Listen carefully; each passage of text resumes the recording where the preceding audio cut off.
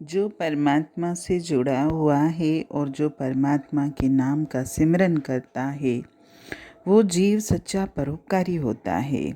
क्योंकि जो परमात्मा से प्रेम करेगा वो उसकी सृष्टि से भी प्रेम करेगा। उसके अंदर परमात्मा के जीवों का प्रेम हिलोरे लेता है। उसे दूसरों का दुख अपना दुख प्रतीत होता है।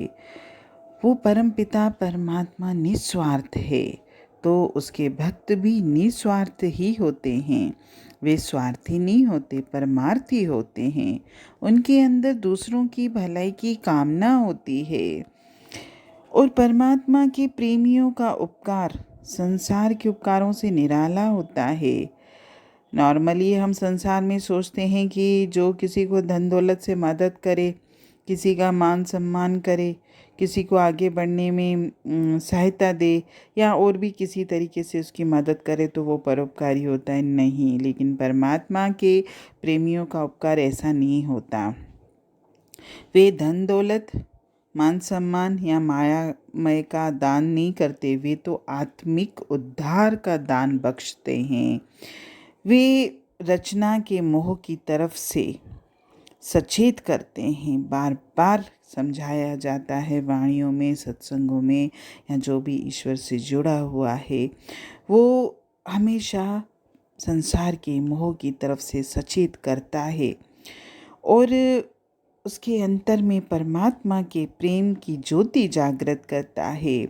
उसे रचना के मोह से मुक्त करके रचयिता के प्रेम के रंग में रंग देता है।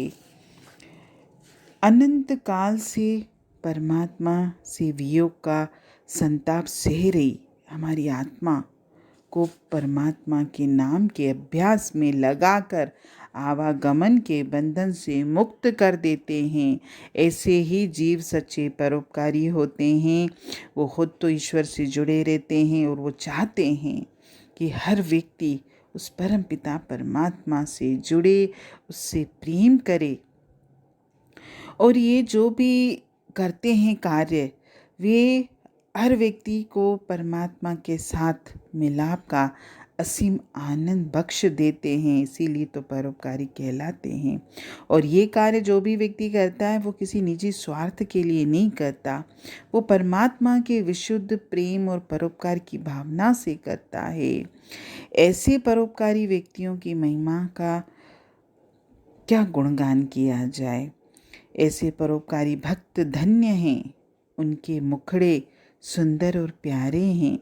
वे नाम के अभ्यास द्वारा हर प्रकार के मायामय दुख से मुक्त हो जाते हैं और परमात्मा के साथ मिलाप के परम आनंद में ही लगे रहते हैं। संसार के लोग मन, इंद्रियों और अहंकार यानी मैं के अधीन हैं। उनकी आत्मा स्वतंत्र कर्म नहीं कर सकती।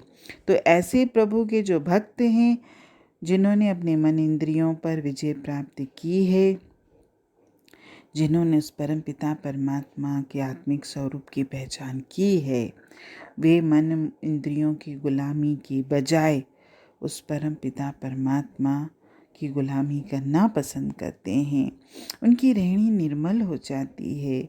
उनके प्रत्येक कर्म के पीछे मायामय भोगों की नहीं बल्कि परमात्मा के प्रेम और उसकी भक्ति की चाह होती है। उनकी सोच, रहनी, करनी सब अति सुंदर होती है। उनका आदर्श जगत नहीं होता, बल्कि उनका आदर्श जगत न होकर जगदीश बन जाता है। पहले प्रभु बहुत दूर प्रतीत होता था, लेकिन जब हम नाम के सिमरन में बैठते हैं तो वो तो हमको बहुत नज़दीक अपने अंदर दिखाई देता है, महसूस होता है।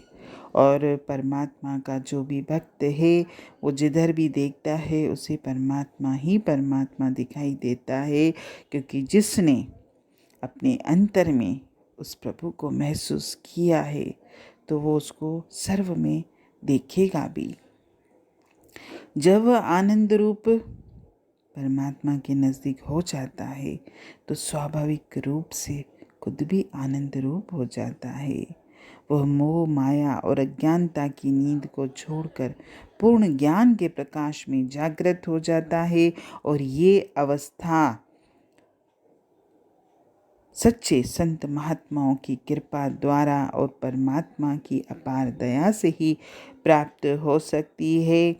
अगर हम इन साधनों का संग करें, ऐसे लोगों का संग करें जो मुझे परमपिता परमात्मा से जोड़ें, जिनका मेरे लिए कोई निजी स्वार्थ न हो, केवल और केवल मेरे अंतर में उस परमपिता परमात्मा के लिए प्रेम जागृत करना ही उसका उद्देश्य हो, ऐसे लोगों का संग करिए, ऐसे लोगों की कदर करिए। हरि ओम।